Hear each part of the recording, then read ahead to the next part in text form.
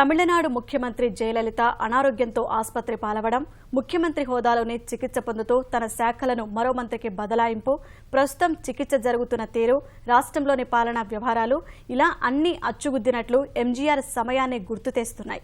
తమిళులకు ఆరాధ్యుడైన ఎంజీఆర్ బాటలోనే జయలలిత పయనిస్తోందన్న వాదనలకు బలం చేకూరుస్తున్నాయి. వాస్తవానికి ఇద్దరు నేతలు సెప్టెంబర్ నెలలోనే అనారోగ్యానికి గురికావటం, అర్ధరాత్రి సమయంలోనే అపోలో ఆసుపత్రిలో చేరటం, నమ్మిన బంట్లు నెడుంజెలియన్కు, ఇప్పుడు పన్నీర్ సెల్వంకు శాఖలను బదలాయించారు. మొత్తానికి జరుగుతున్న ఘటనలు ఇరువురి జీవితాలకు సారూప్యతను తెలియజేస్తున్నాయి. తమిళుల ఆరాధ్య దైవం ఎంజీఆర్, ఆయన వారసురాలు జయలలిత మధ్య రాజకీయాల్లోనే కాదు, నిజ జీవితంలోనూ సారూప్యత కనిపిస్తోంది. ఇద్దరు నేతల వ్యక్తిగత జీవితంతో పాటు ఆరోగ్యపరంగానూ జరుగుతున్న ఘటనలు ఒక్కటిగానే కనిపిస్తున్నాయి. వాస్తవానికి చెప్పాలంటే ఎంజీఆర్ రాజకీయ, వ్యక్తిగత జీవితంలో ఎదురైన ఘటనలే పునరావృతమవుతున్నాయి. ఎంజీఆర్ తరహాలోనే ఆమె అనారోగ్యం పాలై ఇప్పుడు ఆసుపత్రిలో చేరటం యాదృచ్ఛికమే అయినా అందరినీ ఆశ్చర్యపరుస్తోంది. సెప్టెంబర్, అక్టోబర్ మాసాలు అన్నాడీఎంకే వర్గాలను సెంటిమెంట్ సంక్షోభం భయపెడుతోంది. గతంలో ఎంజీఆర్ అనారోగ్యం పాలై ఆసుపత్రిలో చేరిన సమయంలో జరిగిన రాజకీయ, వ్యక్తిగత ఆరోగ్య పరిణామాలే ఇప్పుడు మళ్లీ పునరావృతమవుతున్నాయి.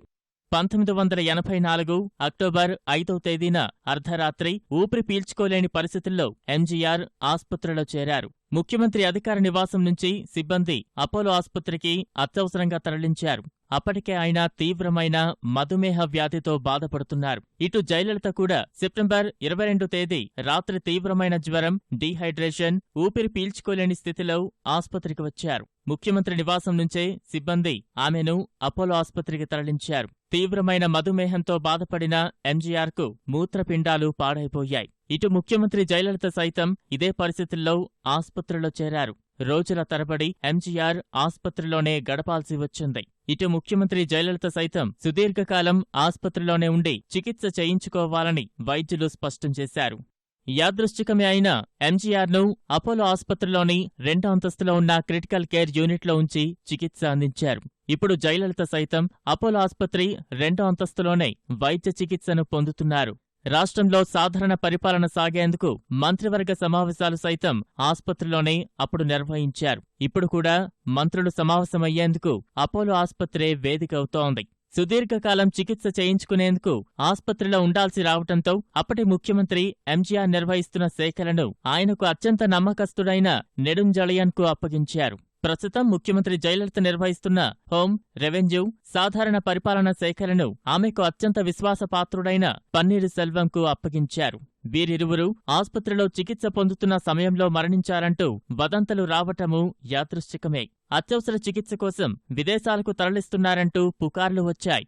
అయితే ఎంజీఆర్ను నవంబర్ 5వ తేదీన అమెరికాలోని బ్రూక్లిన్లో ఉన్న ఆసుపత్రికి తరలించారు. అక్కడే ఆయనకు కిడ్నీ మార్పిడి శస్త్రచికిత్స కూడా జరిగింది. ఇక 1985 ఫిబ్రవరి 4వ తేదీన ఎంజీఆర్ తిరిగి చెన్నై చేరుకున్నారు. అంతకుముందే ఎన్నికల నోటిఫికేషన్ జారీ కావడంతో ఆయన బొట్టనవేలి ముద్రతోనే నామినేషన్ పత్రాన్ని న్యూయార్క్ నగరం నుంచి తీసుకువచ్చి దాఖలు చేశారు. ఈ అంశం తీవ్రంగా వివాదాస్పదమైంది.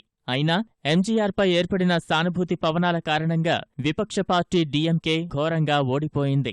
అప్పట్లో ఎంజీఆర్ నిర్వహించిన శాఖలను నెడుంజెలియన్కు అప్పగించినట్టే ఇప్పుడు సీఎం జయలలిత నిర్వహించిన శాఖలను పన్నీరు సెల్వంకు అప్పగించారు.